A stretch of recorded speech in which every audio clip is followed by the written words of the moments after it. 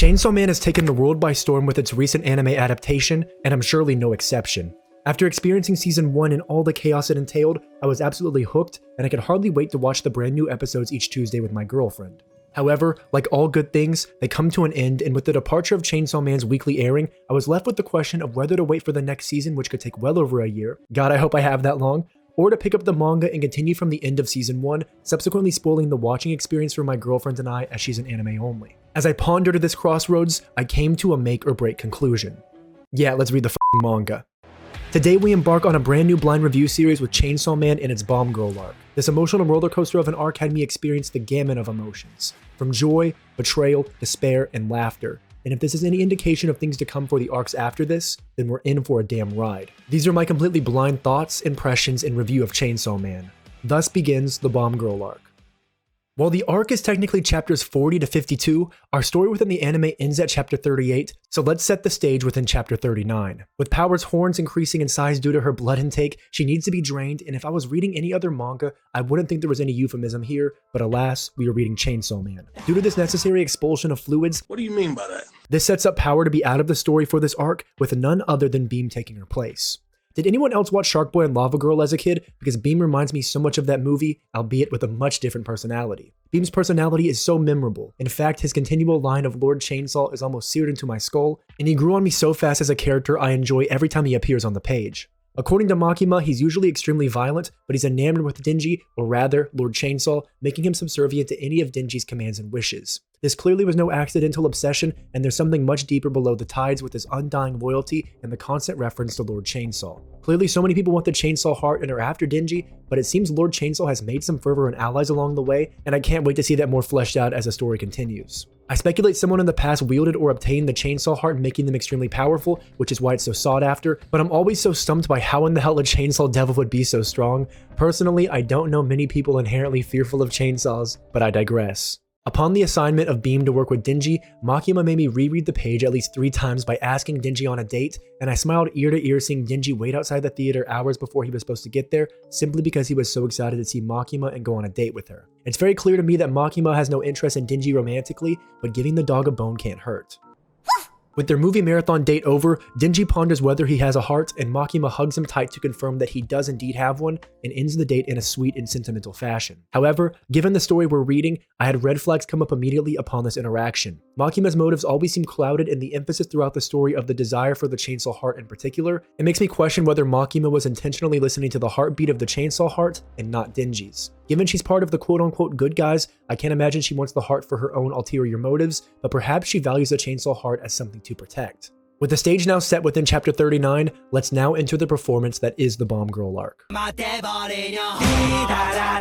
Have you ever had an experience with someone and you're so enamored and on cloud 9 that even the days that follow feel in bliss? Well, that's how Dingy's date with Makima went. And the day that follows, he goes around town even giving to charity and getting a flower. Her confirmation of the existence of his heart breathes life into Dingy, and it's such a poignant notion. We learn what it means to become human through the eyes of Dingy. All throughout this story, Dingy slowly learns of who he is and what makes him him. Due to Dingy being deprived of the basics of the human experience his entire life, it makes it impossible not to root for his success in discovering who he truly is. With Dingy now making a vow he'd never fall for someone else, he gets caught in a rainstorm and eventually a telephone booth where, in the most rom-com scene of all time, he meets a young woman who claims Dingy reminds her of her dog that passed. To be honest, I had some red flags come up upon reading this claim because of the emphasis throughout the story of Dingy being a dog for Makima, but these red flags quickly subsided for better or worse. To quell this woman's sadness from this reminder of her late dog, Dingy coughs up a flower for her, and she thanks him and tells him to come by her cafe so she can one day repay him. This woman we soon learn to be Rize, and from the very first chapter she's introduced in, she quickly became one of my favorite characters of this story. I love her black hair and choker to complement the aesthetic. She genuinely looks incredible as a character. Upon Dingy taking her up on this offer to repay him immediately, I smiled ear to ear once more seeing that she worked in a coffee shop because it reminded me so much of Toka from Tokyo Ghoul, who is one of my all-time favorite characters of that series. They even share a little bit of a similar aesthetic, which I was a big fan of. After season 1 of Chainsaw Man being so fast-paced and full of blood, guts, and war, it was amazing to see Rize and Dingy hit it off and have Dingy slowly start to develop a real relationship with someone who seemingly doesn't want to kill him. Dingy states that he likes people who like him, so he's unable to resist her and the fact that she likes him. This goes back to Dingy's longing for affection by anything and everyone. He just wants to be accepted and liked because he's gone through his entire life alone. Fujimoto holds up this carrot in front of my eyes that Dingy could truly develop something real, but that carrot unfortunately is never caught. As we're brought to best boy Aki, we learn that his new partner is the Angel Fiend, who is a polar opposite to himself, and he attempts to coax the Angel into doing work because Aki is getting closer and closer to being able to actualize his dream of revenge. Aki is my favorite character so far within the story, and I'm so drawn towards characters whose outward demeanor isn't indicative of their inner turmoil. Aki has committed his entire life to avenging his family and hunting down the gun devil. And now with his dream just within his grasp, I'm desperately hoping for him to actualize it. However, he needs the help of his partner, but the Angel is lazy and has no interest of how things go one way or the other, much less the dreams of Aki. This characterization of the indifference of the Angel towards literally anything pays off heaps later, but as of now, he's devil first and angel second. I found the Angel's indifference alluring and his power fantastic, with him being able to turn those he's touched into weapons. It's quite an intricate ability, and I hope we get to see even more of it as the story progresses. As we take a detour back to our favorite romance within Rize and Dingy, we discover Dingy has gone by every single day of the week to get lunch and see her. My god, the commitment is incredible. It was so wholesome watching Rize attempt to teach Dingy to read, and even writing down the word balls, which is the same kind of humor that Dingy has. It really seemed like Dingy found someone who matches his personality and likes him for him, quirks and all. Their conversation at the cafe touches on an important concept, because it's the first time we see someone hold up a mirror to Dingy's life and tell him it isn't how it should be. She informs him of the oddity of him being a devil hunter instead of a student, and Dingy even acknowledges that he wishes he could have gone to school with her. Dingy has never been an individual who, since joining the public safety division, has wanted anything more than his current life. However, here, even for a moment, he wishes for a different route in life, a life with Rize, a normal adolescence. Rize then offers him a glimpse into this life by inviting him after dark to sneak into the school. Before we go to the school, however, we're briefly taken to a scarred up man talking to the Typhoon Devil through the sink, and I've heard of a seance to talk to spirits, but I had no idea I could simply turn on the faucet. Alas, the Typhoon Devil and this man speak on his job to get the Chainsaw Heart in exchange for Typhoon's power, and the methodology of this man is quite chilling.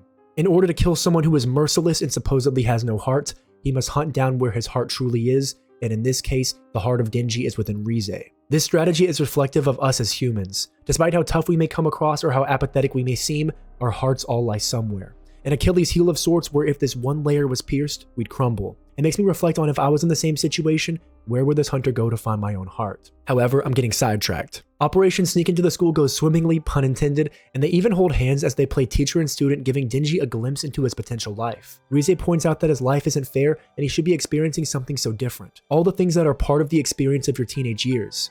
Instead, Dingy spends his time killing devils and accepts that life simply because he gets 3 meals a day and a bed. This mirror to Dingy once more has Dingy see a different worldview. However, this worldview and sentiments of Rize she shares is also one she longs for. In fact, this entire discussion she has with Dingy is one where she's speaking to herself to an extent, but we'll get to that later. There's a really interesting scene where they both go into the pool and Rize teaches Dingy to swim in the nude, and despite it seeming like a sexual themed scene, it's honestly really wholesome. Rize brings up a question of the town mouse versus the country mouse, and which Dingy would rather be. The country mouse gets to live in safety but doesn't get to have the great food of the city, and the town mouse gets to eat great food but runs a great risk of being killed. Dingy would rather be the town mouse. He doesn't care about the risk of what his happiness carries with it. He, much like myself, would choose time and time again to be greedier. Rize acts as a contrast once more to Dingy, and she would prefer the country mouse because peace is supreme. Time and time again, Rize acts as a foil to Dingy's worldview, and this is necessary for Dingy to one day understand himself. What I found really fascinating was Dingy's line that every time he closes his eyes, he sees both Makima and Rize. Dingy is a complete lover boy, and his enamorment with these two individuals stems from the most simple yet complicated of human emotions: to love and be loved. As we experience what it means to learn to be human with Dingy, it presents us the question of whether we're seeking this same outcome, regardless of Dingy being a dramatized version of this very desire. Despite these past moments being romantic and wholesome, soon this arc takes a turn for darkness as Rize, while in the hallway, is approached by the man seeking Dingy's heart.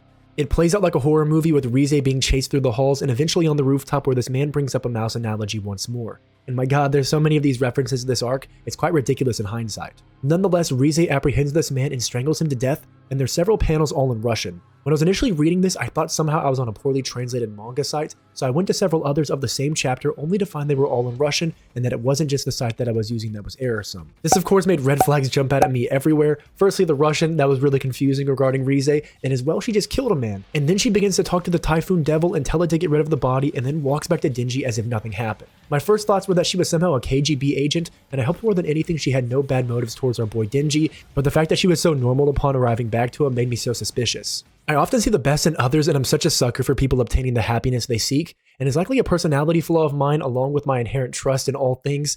Perhaps this manga will free me of these shackles and instead see people for how they really are, because retrospectively, why the hell did I still hope for the best for Dingy and Rize?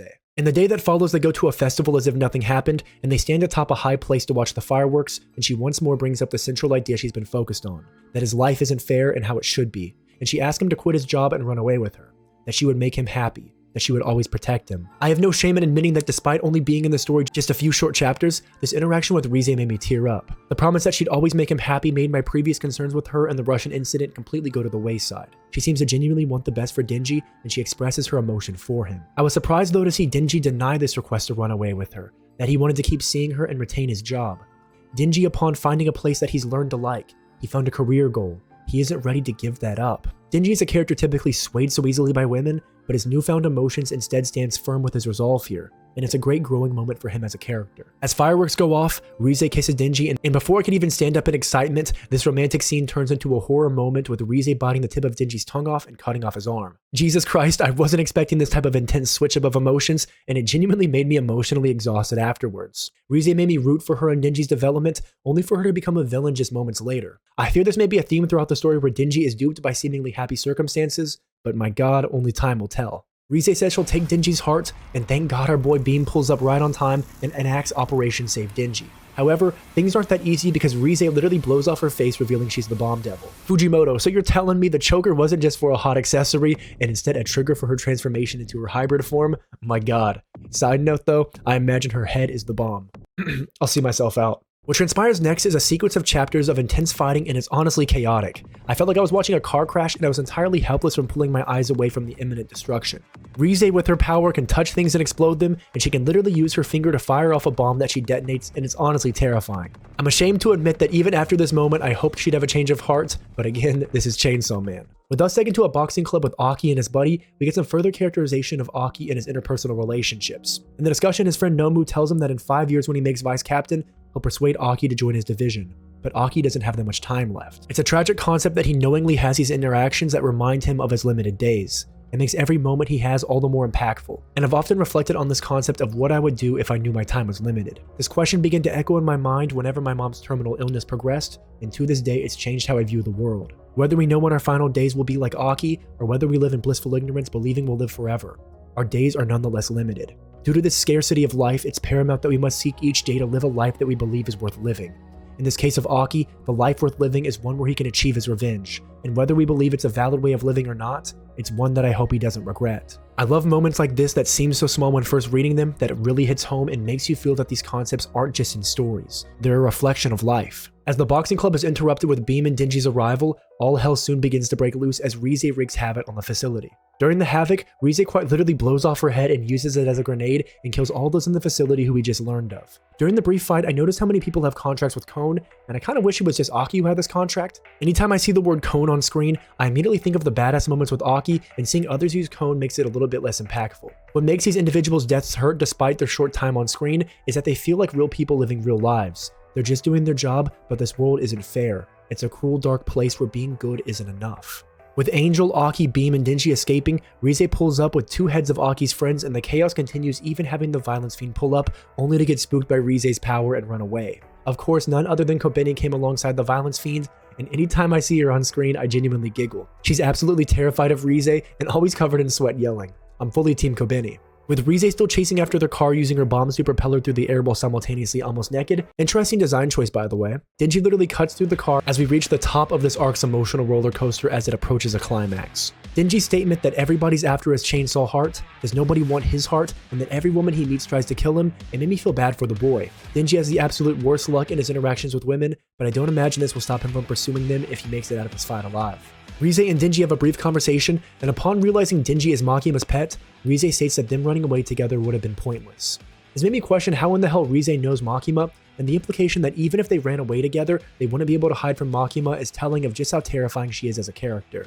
I genuinely do wonder what would have happened if Dingy agreed to run away with Rize. Perhaps that wasn't just a bluff. Fitting with the theme of Rize teaching Dingy throughout this arc, she teaches him that he isn't using his powers to their full effectiveness. And moments like this make me believe that she's still on the fence about her objective to take Dingy's chainsaw heart and truly caring for Dingy. Otherwise, why would she enable Dingy to potentially power up? However, Dingy doesn't really have time for all that because, well, bombs, and Dingy gets his ass kicked only for Aki to arrive swinging that sword around like he be doing. This chapter was the most chaotic one I've ever read within manga, as the Typhoon Devil arrives and we finally reach the climax. Upon the battlefield, the Angel Fiend finds a dying human and assures him that they're going to heaven and that he needs their blood for Dingy. This is such a stark contrast to his previous apathy, and his humanity only grows throughout this chapter. With Dingy revived for the second time within just a few minutes, he contemplates his power-up and utilization of his powers, and decides the best course of action is to use his chains to break and beam in a shark form like a horse. With quite literal Sharknado parallels, Dingy rides Beam and faces the Typhoon and Rize in one of the most ridiculous manga panels I think I've ever seen. A literal chainsaw man riding a shark into a typhoon against a woman who is damn near naked with the bomb as a face. Quite fucking incredible. With the Typhoon sucking in everything around it, including the Angel, Aki is left holding on to Angel as the Angel says it's okay for him to let him go. That if he's going to die, it's okay, and that he's been ready to die for ages. As we see a brief flashback to someone he seems to know in the past. That last line really hit a soft spot in my heart. Despite Angel's apathy, it seems he's been facing his own demons despite being a devil, and that he's been ready to die. As we learned in the first season, by touching Angel, you lose a significant portion of your lifespan, and in order to save his partner, Aki scoffs at that concept and grabs the Angel. Aki time and time again has shown reckless abandon for his own life, and it sent shivers down my spine at his sheer determination to not let anyone else die on him right before his eyes. That if he wants to die, to do it far away from him. Aki has watched so many people that he loves be killed in front of him, and this tragedy enabled this moment of utter heroism. This was my absolute favorite scene of this arc, and that's saying something because this arc has sent me through the ringer. I couldn't have guessed after watching season 1 that the arc that followed could be so serious and emotionally impactful, and goddamn, it's a good surprise. With the Dingy vs Rize fight slowly reaching a conclusion with Dingy using the very concept Rize taught him within swimming to defeat her, it was a great moment that their interactions have all come full circle. However, this wasn't the end to Rize, at least yet. Dingy's choice to revive her is reflective of his naivety and sake of love. He loves his life, and he doesn't hold on to grudges, much less towards a pretty woman. He wouldn't be able to live with himself if he killed her or turned her over. Despite the potentiality of her ending his life upon this radical choice to save her, he doesn't fear the end. In fact, he'd much rather die at the hands of a hottie. Dingy's words of affection and compassion don't hit home to Rize, however. She said every interaction was fake, but Dingy still tells her to run away with him. Damn, this is once more right in the feels. He doesn't believe that everything was a lie because he, like myself, can see the moments of truth with their interactions and tells her he'll be at the cafe at noon. Many see this moment as Dingy being down bad, but I see it more so as Dingy believing and trusting in his feelings of liking her, that they were reciprocated and not merely an illusion. With the closing chapter of this arc, I was left with feelings of uncertainty, angst, and loss. All within just a singular chapter, we get to experience brilliance. With the title of Lost Love, Flower, Chainsaw, it's opposite to the chapter beginning this arc titled Love, Flower, and Chainsaw. Lost Love is something we fully get to experience within chapter 52. Kishibe rejoins the story and tells Aki the story of Russian children treated as objects and experiments, that it isn't just a fairy tale, but real, that Rize is one of those children, a soldier created by the Soviets to serve their government. Suddenly the Russian panels made that much more sense, and I honestly started to feel bad for Rize. It made me think back to their conversation in the classroom where she tells Dingy his life isn't how it should be, that he's been robbed of the normalcies of life. She wasn't just speaking to Dingy's life, but her own. She, like Dingy, was robbed of what many view as a birthright of living. Despite her appearing as a foil to Dingy and holding up the mirror to his life of all the oddities, she too was just like him. And that's perhaps why upon seeing a flower in the market, she was reminded of Dingy, and instead of leaving the city, she chooses to head back to the cafe, the very place Dingy told her he'd be waiting. In a scene that contrasts her first walk to the cafe, she walks to the cafe full of angst and fear as rats begin to pile up, creating a tower of sorts with none other than Makima emerging. With Makima's statement saying she likes the country mouse too, it affirmed that Makima has been observing and listening all this time. That likely she allowed Dingy and others to come under harm in order to have Dingy grow. That she could have prevented all that happened if she were to simply intervene long ago. All the rat and mouse talk culminates within this very moment as Makima begins to eradicate the one she views as a rat. Without lifting a single finger, Makima watches Rize die by the hands of the angel, and in a terrifying moment, she holds Rize's hand as she slowly takes her last breath. Despite all the atrocities Rize committed, she was just following orders at the end of the day. But just for this once where she goes to the cafe, she wasn't just following orders, she was heading to see Dingy one more time, and it affirms that not everything she had with Dingy was fake. She did care for him, but she was torn between two worlds. It's so rare in a story for me for a character to commit such vile actions and make me still feel sadness upon their death, and it's a testament to how well Rize's written. Upon discussion of the Angel and Makima, Angel informs Makima he didn't bring Aki because he didn't want to make Aki witness death anymore. Within just 12 chapters, Angel has gone from someone with little care for anything, even his own life, to now caring for Aki, a human. Aki's risky choice to save Angel wasn't just him saving him physically, but perhaps saving his soul and sparking his humanity. With a chilling scene from Makima, I started to realize that every time we've seen her take action, it's followed a pattern from revelations that sparked my interest during my days of Christian schooling. First it was death, where we watched her kill others in mass fashion, and this time she emerges from pestilence surrounded by rats who transported her to Rize. Of the 4 horsemen of the apocalypse, we have seen her act as 2 of them, death and pestilence, and we're left now with war and famine to remain. This could be merely coincidence, but Makima seems to exist as the 4 horsemen of the apocalypse, and my god, this story is only getting deeper. Makima, every time she appears in the story, emits this cold calmness where she seems to be a harbinger of terror, an unraveled entity that leaves me full of questions. With the arc closing with Dingy left stood up for his date, the manager tells Dingy him and Rize never would have worked out anyways, but one day he'll meet a girl who's right for him eventually, and my god, I sure hope that's true. As Dingy waits for Rize to pop through the door, Power instead does as she seems back to normal now with her horns a normal size, and the arc ends here. The way Fujimoto constructed the final chapter to this arc is nothing short of masterful, and it's one of the best single chapters I've read of Chainsaw Man. Fujimoto has this unique ability to have us fall for characters who only appear in the story for such a short time, and I'm genuinely so impressed. I had no idea upon picking up this arc that I would be so affected emotionally and have Chainsaw Man go from a series I simply enjoy watching to now one I'm so emotionally invested into. What will happen next? Will we finally get some answers on what Makima's true objective is and who she may be? What's the deal with the chainsaw heart? Will Dingy finally get laid? I guess we'll find out next time. If you stuck around this long, please do consider dropping a subscription to see more videos just like this. This has been hiXtrah, and as always, be greedier, and I will catch you all next time.